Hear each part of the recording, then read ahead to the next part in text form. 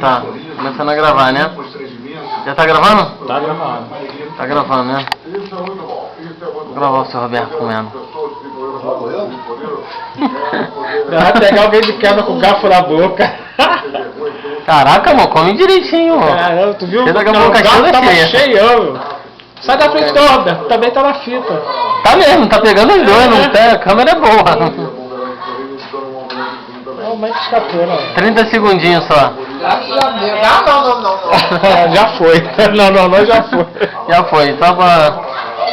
Tá, 30 segundos, agora para ela aí. Então, aí é que tá. Pra parar, eu paro aqui em cima.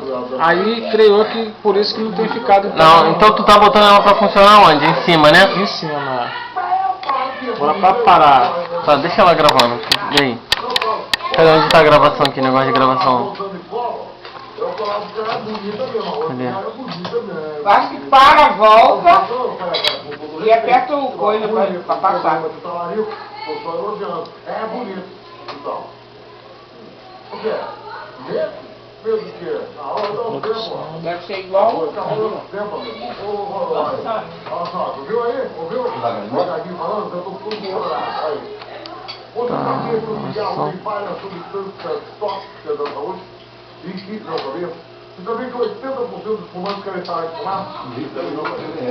Você pode colocar esse cara para auxiliar no tratamento de combate ao fumo.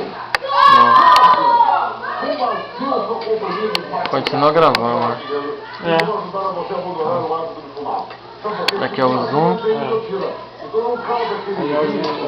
Aqui ele cheira. Parar a gravação, montar a fita e acionar pra coisa. Deve ser igual a DVD.